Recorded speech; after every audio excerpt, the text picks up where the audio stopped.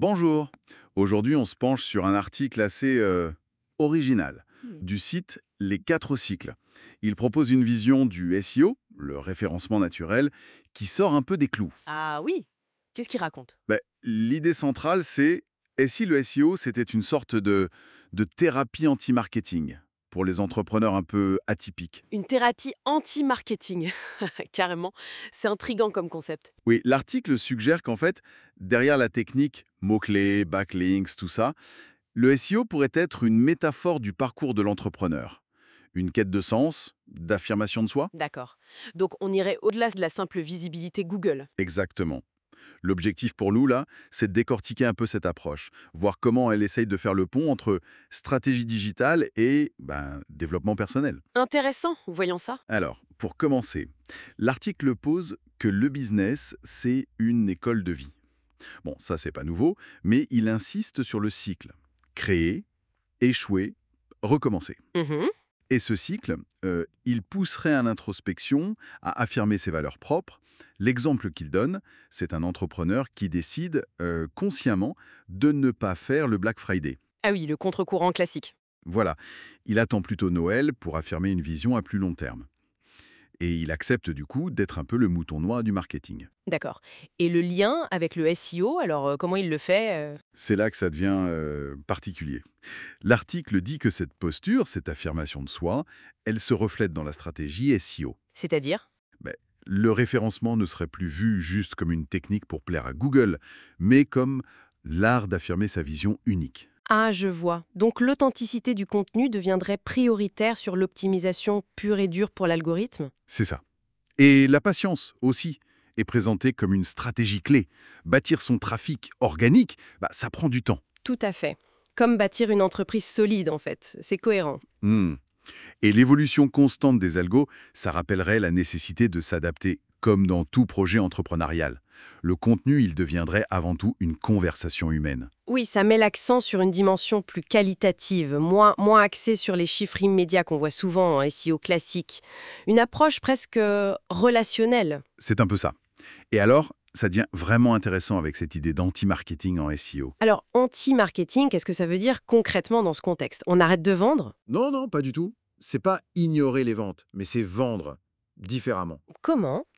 Bah, en créant du contenu qui inspire, qui aide, qui apporte de la valeur, avant même de penser à convertir. Par exemple, un guide super utile, un article de fond. D'accord. Du contenu qui sert vraiment les gens, quoi. Voilà. L'article parle même de cocon sémantique émotionnel. Un peu jargon, mais l'idée c'est de créer des ensembles de contenus qui touchent les besoins profonds, les émotions, pour vraiment captiver l'audience. Pour devenir une référence naturelle, en somme. Celle qu'on recommande spontanément. C'est ça. Pas juste parce qu'on est premier sur Google. Exactement. C'est une vision qui mise clairement sur le long terme, sur la confiance, une stratégie pour marquer les esprits, pas juste les SERPs. Et l'auteur donne son propre résultat pour appuyer ça. Ah oui, des chiffres. Des chiffres, oui, il parle de 214 leads qualifiés en un an. 214 leads qualifiés, c'est pas mal. Et il dit que c'est uniquement grâce à cette approche réelle, sans hack. C'est ce qu'il affirme. Oui, juste en attirant les bonnes personnes avec ce type de contenu. Bon, après, attribuer des leads à une seule source, c'est toujours un peu... Et oui, c'est complexe, bien sûr, mais l'idée est là.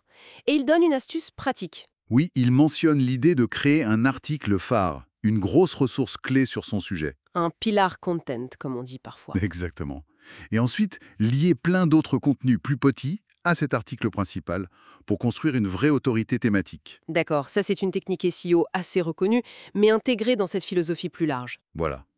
Donc l'idée finale, c'est que le SEO dans cette optique, ça devient un acte de sens. Un acte de sens.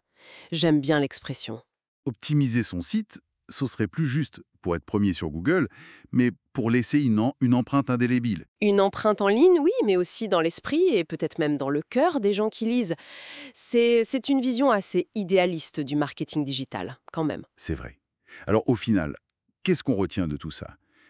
Que cette approche, elle essaie de transformer le SEO Oui, de le sortir de sa casse purement technique, parfois un peu froide. pour en faire un dialogue, une manière plus authentique de raconter qui on est, pourquoi on fait ce qu'on fait. L'objectif, ce serait d'inspirer, de guider. Avant de vendre C'est directement. ça. Inspirer et guider d'abord. Et si on prend un peu de recul, ça soulève une question intéressante qui est un peu en filigrane dans la conclusion de l'article, je trouve. Laquelle? Ben, au-delà des classements, des clics, des taux de conversion, quel message essentiel on a vraiment envie de chuchoter au monde, comme ils disent joliment, à travers notre présence en ligne? Bonne question. Ça dépasse largement le cadre technique du SEO, ça. Oui, ça nous ramène à l'intention profonde derrière notre communication digitale. Qu'est-ce qu'on veut vraiment laisser comme trace? Une réflexion qui donne à penser, effectivement, bien au-delà des mots-clés.